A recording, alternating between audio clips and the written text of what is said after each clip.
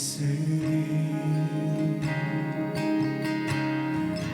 날 향한 주님의 크신 사랑 영원히 찬양하리라.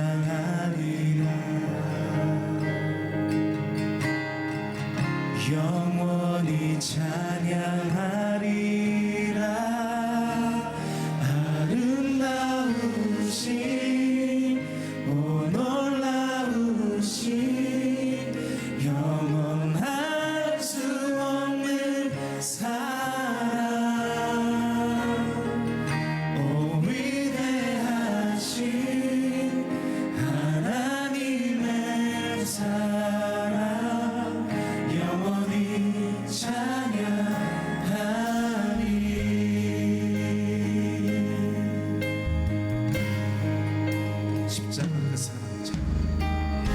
십자가 그 사랑 찬양하리. 날 구원하신 그 사랑 내 삶을 드려 찬양하리라. 놀라우신 주의 사랑 십자가 그 사랑 십자가 그 사랑 찬양하리.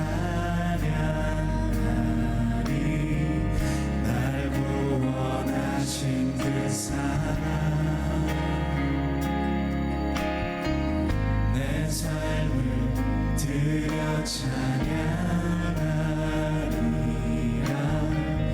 놀라우신 주의 사랑 영원히 찬양하리라. 영원히 찬양하리라. 아름다우신 오 놀라우신 영원할 수 없는 사랑 오 위대하신 하나님의 사랑 영원히 찬양. 아름다우신 주님 아름다우신 오 놀라우신 영원할 수 없는 사랑 오 위대하신 하나님의 사랑 영원히 찬양하리.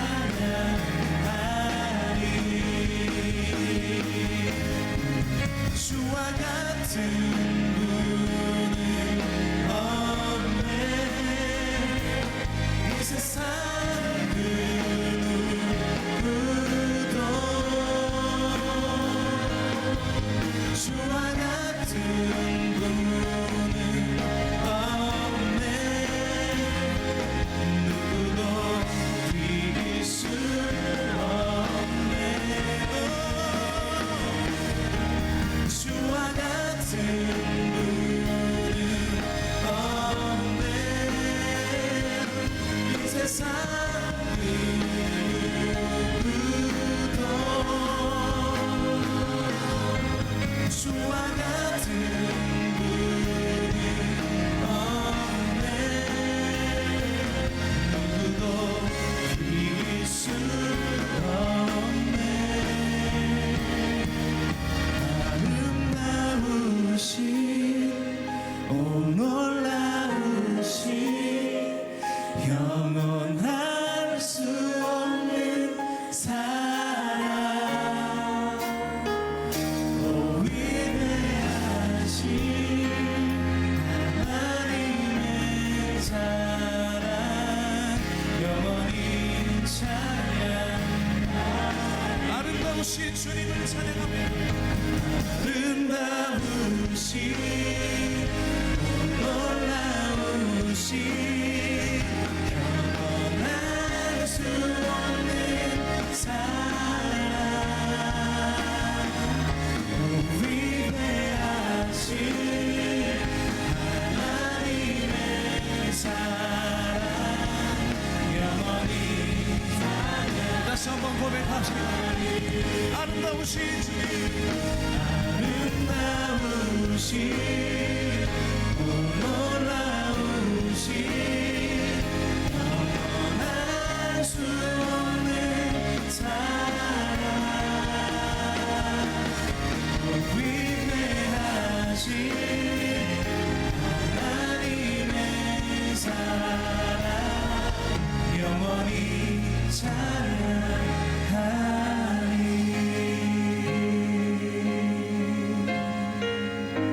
주님께 감사의 박수 높이 올려드리며 나아가겠습니다.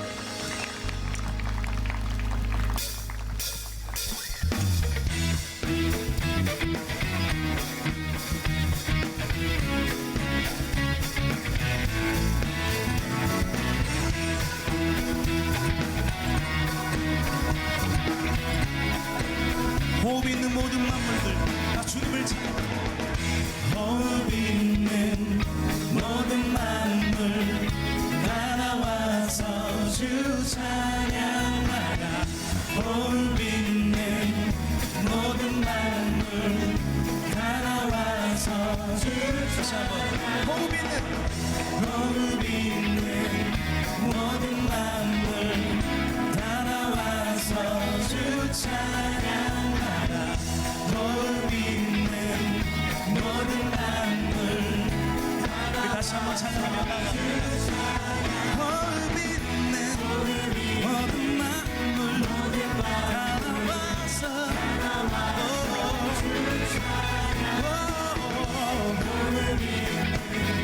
모든 만물 다 나와서 다시 한번 호흡 있는 모든 만물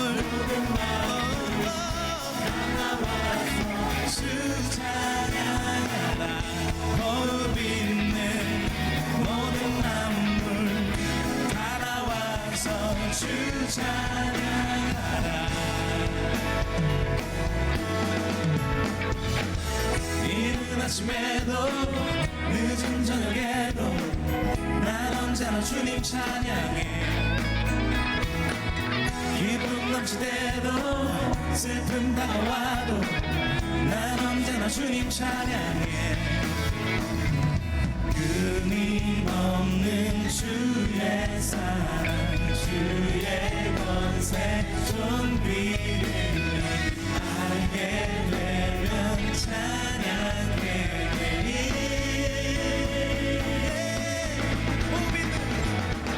호흡 있는 모든 만물 다 나와서 주 찬양. 호흡 있는 모든 만물 다 나와서 주 찬양. 호흡 있는 모든 만물 다 나와서 주 찬양. 호흡 있는 모든 만물 다 나와서 주 찬양하라.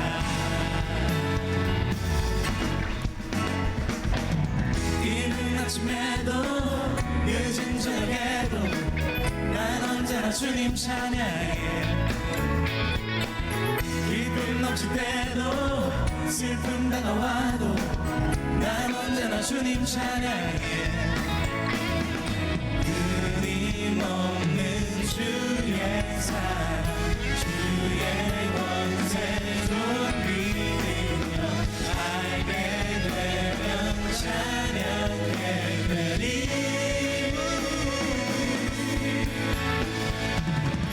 끊임없는 주의 사랑 주의 능력 알게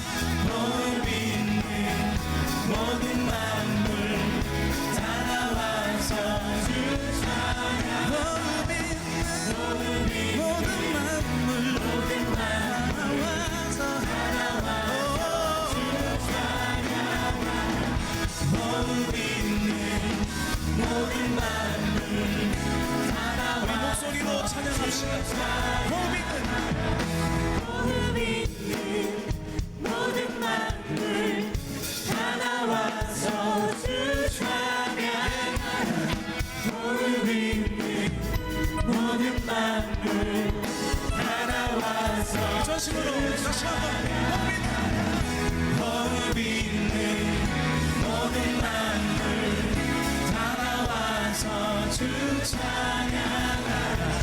호흡 있는 모든 만물 다 나와서 주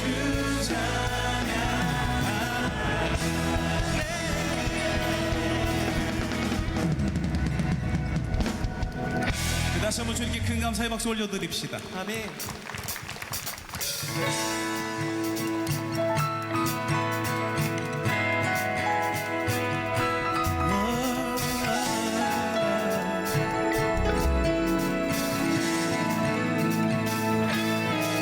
나는 주의 친구, 나는 주의 친구, 주님 내 친구로 부르셨네.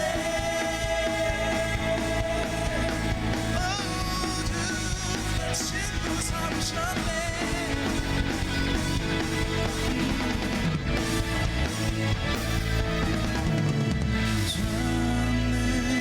전능하신 영광의 주, 주는 내 친구.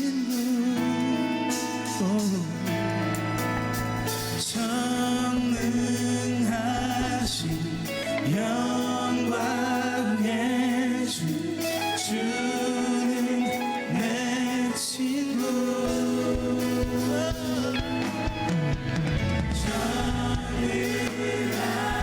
전능하신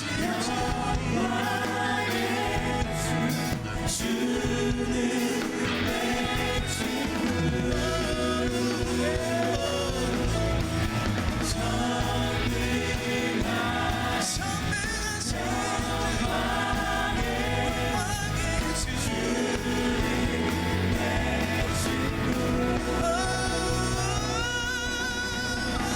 나는 주의 친구, 나는 주의 친구, 주님 내 친구로 부르셨네. 나는 주의 친구, 나는 주의 친구, 주님 내 친구로 부르셨네. 소리로 나는 주의 친구,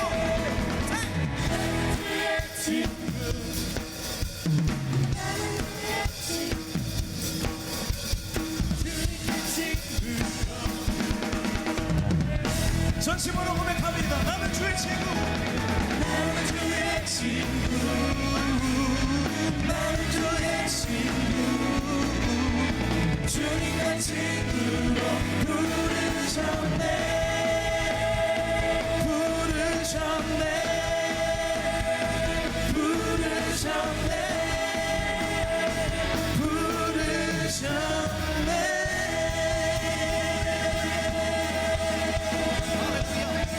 우리를 친구 삼아주신 주님 감사합니다.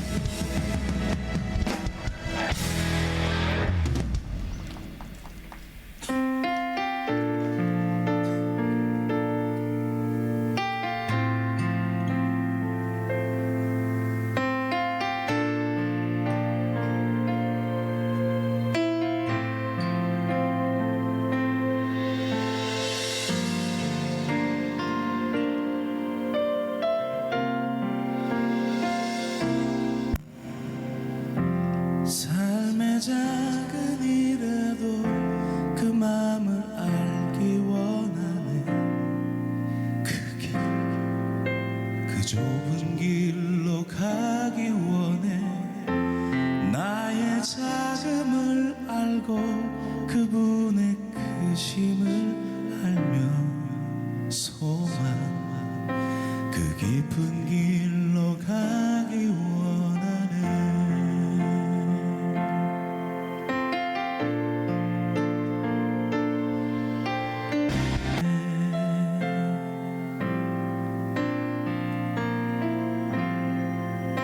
주님께 감사의 박수 다시 한번 올려드리며 나갑시다.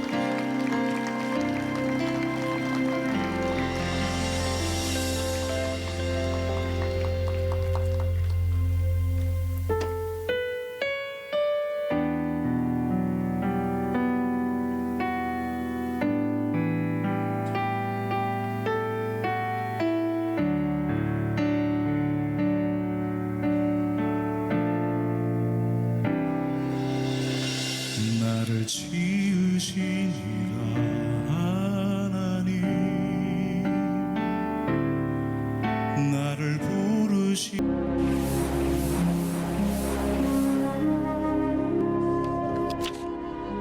오늘의 말씀은 느헤미야 11장 1절에서 2절 말씀입니다. 백성의 지도자들은 예루살렘에 거주하였고 그 남은 백성은 제비 뽑아 10분의 1은 거룩한 성 예루살렘에서 거주하게 하고 그 10분의 9는 다른 성읍에 거주하게 하였으며 예루살렘에 거주하기를 자원하는 모든 자를 위하여 백성들이 복을 빌었느니라. 아멘. 사실 신앙생활에 제일 중요한 것 중에 하나가 너도 살고 나도 살자.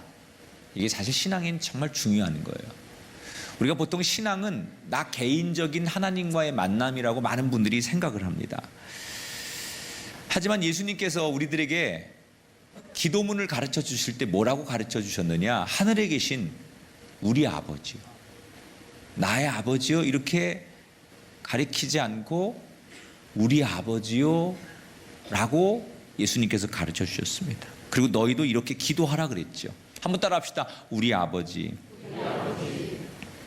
그러니까 신앙의 본질은 나의 아버지이기도 하지만 너의 아버지이기도 해야 된다는 거죠. 그러니까 우리가 굉장히 신앙에서는 중요한 본질입니다.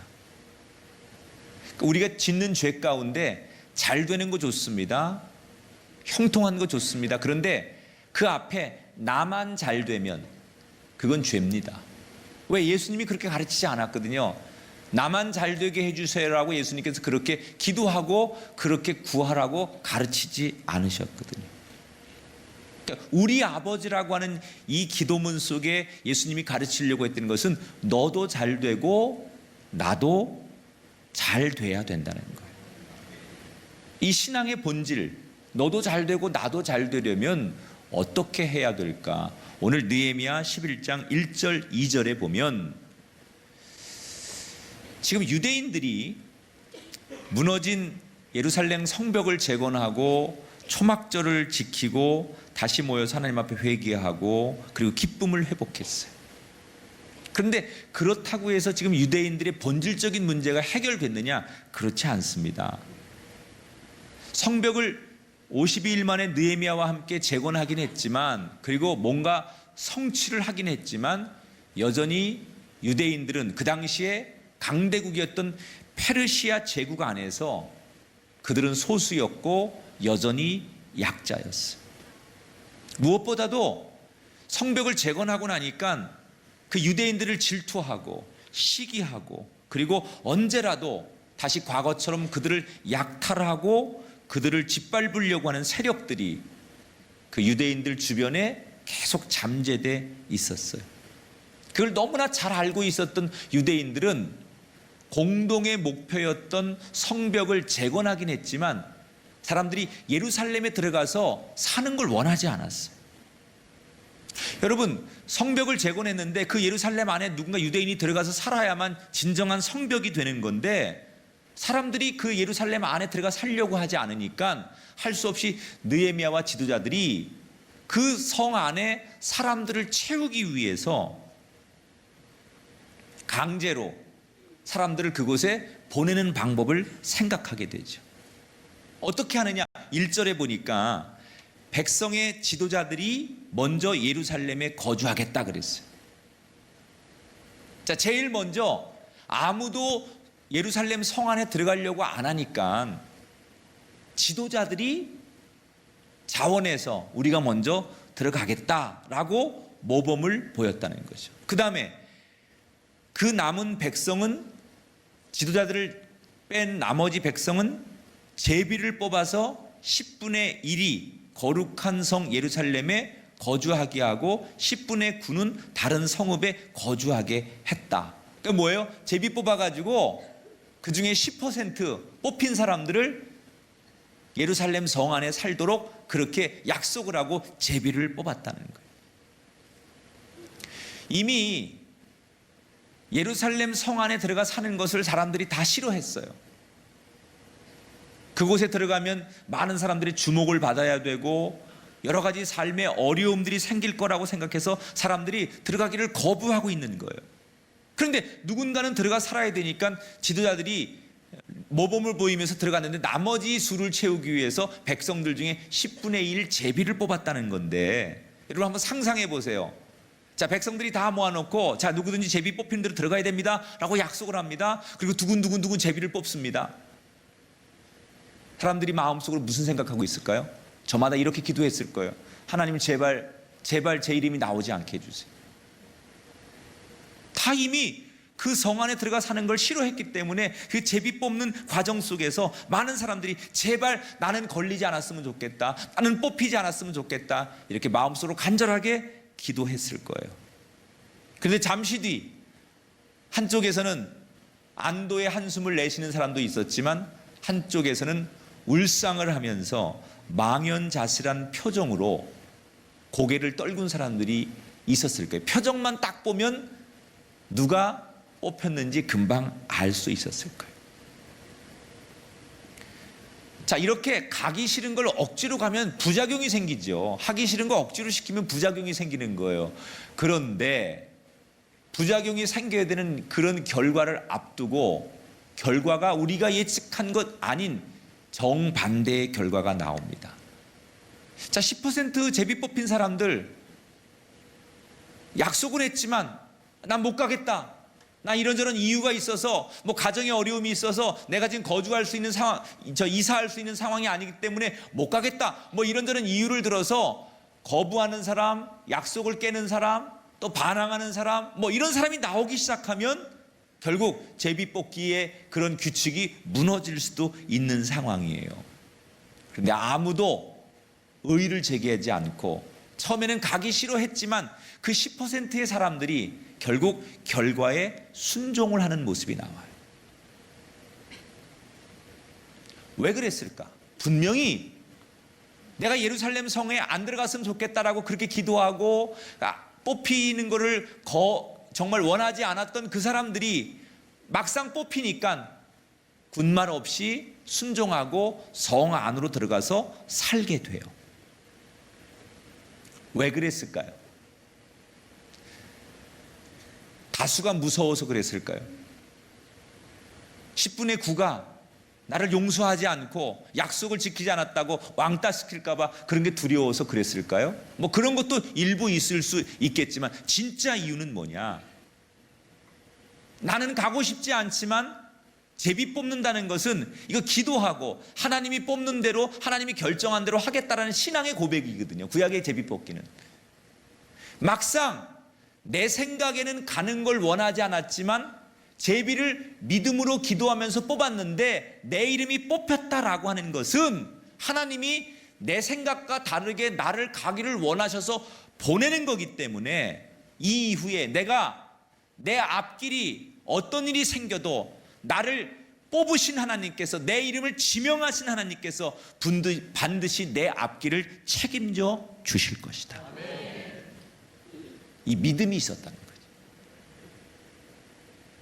그냥 될 대로 되라 그런 게 아니라 내 생각에는 가는 것이 부당하고 내 생각엔 가는 것이 불편하지만 막상 내 이름이 뽑히고 내가 거기에 선택됐을 때는 하나님이 나를 지명하여 부른 것이고 나를 인도한 것이니 내 인생을 책임져 주실 것이다, 이런 믿음이 있었다는 거예요.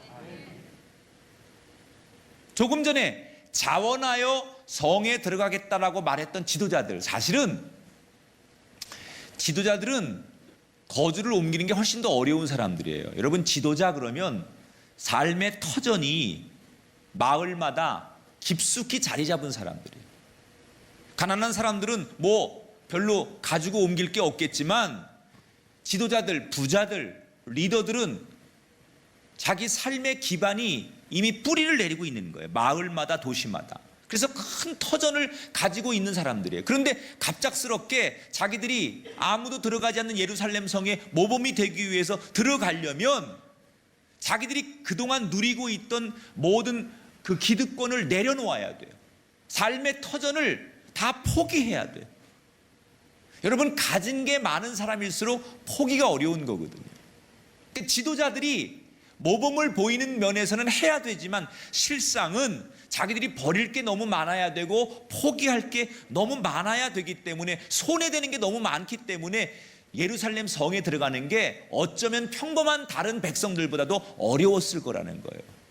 그런데 지도자들은 그걸 알면서도 많은 손해를 감수하고라도 기꺼이 먼저 우리가 저 성 안에 들어가 살겠습니다 라고 자원을 했어요. 지도자니까 모범을 보이고 책임을 다하겠다라고 하는 그런 측면도 있겠지만 역시 이 지도자들의 마음속에도 어떤 생각이 있느냐, 조금 전 10분의 1에 뽑힌 백성들처럼 내가 비록 여기서 물질적인 손해나 여기서 내 삶의 터전을 잃고 어려움을 당할지라도 내 앞길을 인도하신 하나님께서 이것보다 더 많은 것으로 내 인생, 우리의 자녀, 우리의 미래를 책임져 주실 것이다. 이런 믿음이 지도자들에게도 있었다는 거예요.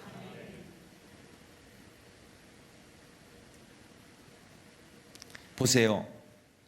유대인들이 불안해하고 부정적이고 염려할 때는 서로 자기만 살겠다고 했어요.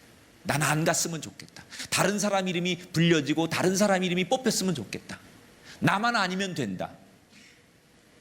걱정하고 염려할 때 그들의 생각은 그런 것들이 지배를 했어요.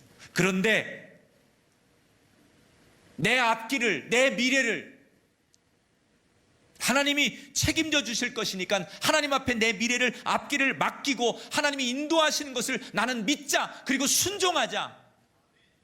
그랬을 때 그들은 나만 사는 게 아니라 그 유대 백성들 모두를 살리고 나도 사는 축복을 받았어요.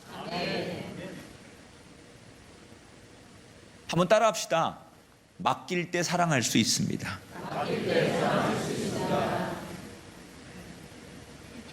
정말 오늘 많은 사람들이 나만 살고 보자, 이게 얼마나 많은지 몰라요.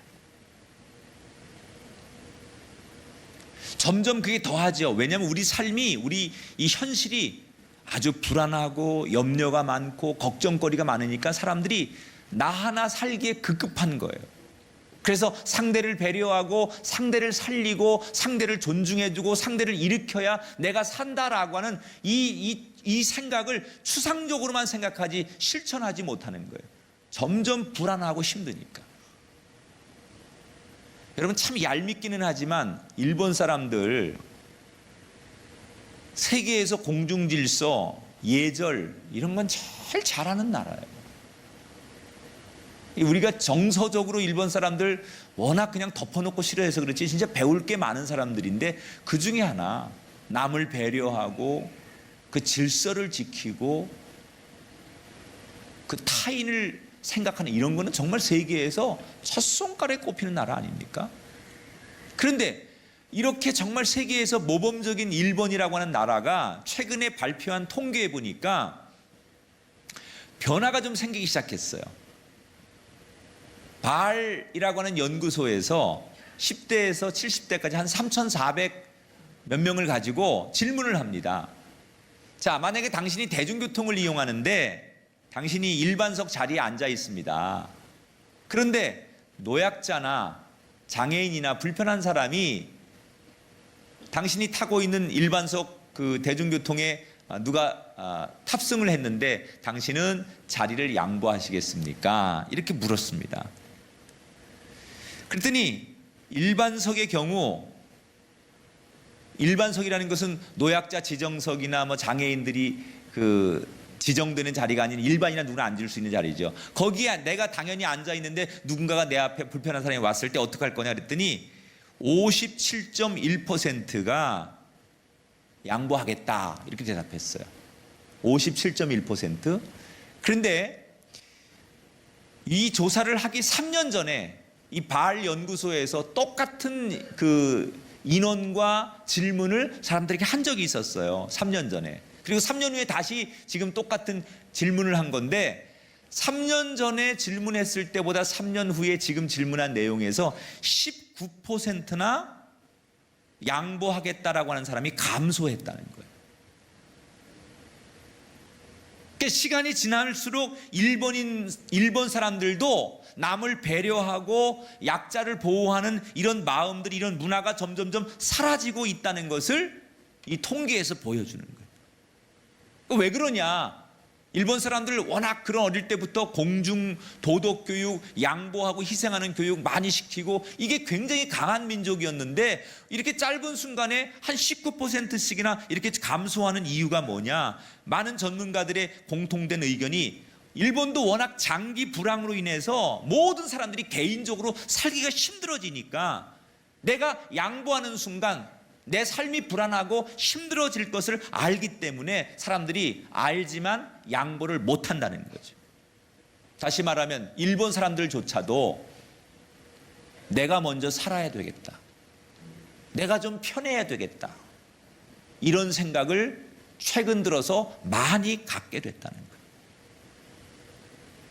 여러분, 우리가 살고 있는 세상은 시간이 가면 갈수록 불안과 염려의 영향을 많이 받아요. 그래서 너 죽고 나도 죽는 악순환이 계속 반복됩니다. 불안과 염려는 계속 올 텐데 그럴수록 나만 살고자, 나만 살려고 하면 상대를 짓밟아야 되고 상대를 짓눌러야 되고 상대를 아주 무참하게 짓눌러야 되는데 나 살기 위해서 그런 악순환이 계속 반복되는 걸 여러분 원하십니까? 오늘 본문은 그 악순환의 고리를 끊는 방법을 우리에게 말씀하고 있는 거예요. 그 예루살렘 성 안에 들어가 사는 게 불안하고 걱정되고 많은 현실적인 염려가 있지만 기왕 그렇게 된 거 내 앞길을 하나님 앞에 맡기자, 우리의 인생길을 하나님 앞에 맡기자, 주님 내 길 예비하심을 믿자. 우리의 모든 인생과 미래는 하나님이 주관하신다. 이런 하나님을 향한 기대, 믿음의 고백, 이것이 불안과 염려 속에 나만 살고자 하는 악순환의 고리를 끊는 방법이라는 거예요. 구약 성경에 이런 불안과 염려의 악순환을 끄는 대표적인 사례가 아브라함과 조카 롯의 이야기예요. 아브라함이 조카와 함께 가나안으로 가면서 삶의 터전을 구축하게 됩니다. 근데 굉장히 많은 복을 받죠. 하나님께서 이미 아브라함에게 약속하셨죠. 내가 가는 곳마다 복을 주리라. 그래서 조카와 함께 낯선 곳에 가서 정착하면서 아브라함과 조카는 많은 복을 받습니다. 그 당시에 가장 큰 복은 가축들을 많이 키우는 거예요. 양을 많이 키우게 되죠. 이제는 부자가 되었습니다. 누구 못지않게 여기서 정착하며 살 수 있게 되었습니다. 새로운 땅에서. 그런데 머지않아 그들에게 문제가 발생하지요. 아브라함의 목자와 롯의 목자가 서로 자기의 양들에게 좋은 풀과 물을 먹이기 위해서 땅을 가지고 싸움을 하는 거예요. 그러다 보니까 누군가 한쪽은 땅을 포기하고 다른 곳으로 가야 하는 상황이 됐을 때 아브라함이 하루는 조카 롯을 부릅니다. 그리고 이렇게 제안하죠. 창세기 13장 8절 9절에 삼촌인 아브라함이 조카에게 이런 제안을 해요. 들어보세요. 우리는 한 친족이라 나나 너나 내 목자나 서로 다투게 하지 말자. 내 앞에 온 땅이 있지 아니하냐? 나를 떠나가라. 내가 좌하면 나는 우하고 내가 우하면 나는 좌하리라. 여러분, 아브라함은 삼촌이에요. 서열로 따지면 어른이에요. 우리나라 같은 데서는 장유유서라는 말을 꼭 붙이죠. 사실은 모든 과정으로 보면 아브라함이 자기의 기득권을 주장할 수 있어요. 조카를 데리고 간 거니까. 그리고 자기는 어른이니까 당연히 자기의 지분과 기득권을 요구할 수 있어요. 그런데 아브라함이 뭐라고요? 네가 먼저 이 동서남북 중에 가장 좋다고 생각하는 것을 선택해라. 네가 좌측을 먼저 선택하면 내가 자연스럽게 우측을 선택할 것이고 네가 우를 선택하면 내가 좌를 선택할 것이다. 뭐지요? 네가 잘 돼야 나도 행복하다 그거예요. 사실 아브라함이 원했던 땅도 조카 롯이 지명한 그 땅을 아브라함도 원했어요. 보는 눈은 똑같아요. 그런데 조카가 먼저 삼촌 그러면 제가 이 땅을 쓸게요. 이 땅을 제가 차지할게요. 라고 하는 바람에 그 좋은 땅을 아브라함은 놓치게 되죠. 그리고 자기가 간 땅은 자기가 원한 땅이 아니에요. 원치 않는 땅을 간 거예요. 그런데 성경에 보면 아브라함이 원치 않는 땅, 훨씬 환경이 안 좋은 땅에 가서 양을 키우지만 조카보다 나중에 훨씬 잘 됩니다. 훨씬 더 형통하고 부유해지고 축복의 주인공이 됩니다. 왜 그렇게 됩니까? 비록 그 땅이 조카가 선택한 땅보다 못한 척박한 땅일지라도 이 땅과 생명과 모든 것을 다스리시는 하나님께서 내 앞길을 가장 선한 길로 인도할 것을 믿었기 때문이라는 거예요. 그때 아브라함이 섭섭한 마음을 가졌거나 하나님의 신실하심과 인도하심을 믿지 않고 만약에 조카보다 내가 더 우위에 있다고 생각해서 욕심을 내고 내가 가져야 될 몫을 주장해서 나부터 살아야 되겠다라고 주장했다면 그는 성경적인 축복의 주인공이 되지 못했을 거예요. 비록 조카지만 네가 웃고 네가 행복하고 네가 만족한 걸 보면 내가 기쁠 것 같다. 내 마음이 기뻐야 되는 거야 라고 말하지 않고 네가 정말 행복하고 네가 정말 기쁘고 네가 정말 감사한 모습 보면 나는 그걸로 족하다. 네가 잘 돼야 나도 잘 되는 거다. 이게 아브라함의 정신이었어요. 여러분, 세상은 다 우리에게 가르치는 지혜가 내가 잘 되는 법, 경쟁에서 이기는 법, 경매에 성공하는 법, 무슨 우리가 낙찰받는 법, 1등하는 법, 챔피언이 되는 법, 주식의 고수가 되는 법, 다 뭐지요? 내가 잘 되는 것. 그게 세상이 가르치는 지혜예요. 이기는 것, 상대를 이기는 것, 경쟁에서 우위하는 것, 그게 세상이 가르치는 지혜예요. 그런데 성경이 하나님이 가르치는 지혜는 달라요. 뭐예요? 아브라함 얘기도 그랬지만 오늘 이 느헤미야에 나오는 얘기도 네가 잘 돼야 내가 잘 되는 거예요. 세상의 지혜와 반대예요. 나 혼자만 잘 사는 게 아니라 예수님의 마음처럼 너도 살고 나도 살고 잠시 손해보는 것 같지만 하나님이 도우신다. 불안하지 말자. 염려하지 말자. 하나님을 기대하자. 이게 성경이 가르치는 지혜라는 거예요. 유대인들은 그 예루살렘 안에가 살면 많은 어려움이 생길 것을 알기 때문에 예루살렘에 가기를 싫어했어요. 그러나 막상 원치 않지만 자기 이름이 호명되고 제비뽑기로 뽑히고 가야 될 상황이 되자 현실을 뒤로하고 하나님의 이끄심을 믿고 순종했더니 결국 유대 공동체는 너도 살고 나도 살고 너도 잘 되고 나도 잘 되는 사랑의 회복의 공동체가 된 줄 믿습니다. 오늘 본문은 이렇게 마무리합니다. 느헤미야 11장 2절 말씀 같이 읽어볼까요? 시작. 예루살렘에 거주하는 모든 자를 위하여 백성들이 복을 빌었느니라. 할렐루야. 저는 여러분, 우리가 경쟁하는 사람이 아니라 동역하는 사람, 서로를 잘 되게 해주는 사람, 너도 잘 되고 나도 잘 되는, 그러니까 윈윈이라고 하는 것은 사실은 세상이 주는 지혜가 아니라 성경의 지혜예요. 손자병법, 그건요 내가 이기는 법이에요. 어떤 경영백서, 어떤 여러분 가르치는 지식들 총망라한 모든 세상의 책 속에는 내가 이기는 법을 가르쳐요. 그런데 성경만큼은 내가 지고도 이기는 법을 가르쳐요. 내가 양보하고도 잘 되는 법을 가르쳐요. 하나님의 사람들로 살기를 원하시는 여러분, 불안하고 걱정되고 힘든 상황이 내 앞에 놓였을지라도 신실하신 하나님을 기대하십시오. 내가 생각하는 것대로 되지 않아도 나를 축복하실 하나님을 기대하십시오. 그래서 그 하나님 이끄시는 대로 살아서 내 것을 내려놓았더니 하나님이 모두를 살리는 그 은혜를 경험하는 예루살렘 백성들과 같은 복을 누리는 꿈의 교회 공동체가 되시기를 주의 이름으로 축원합니다.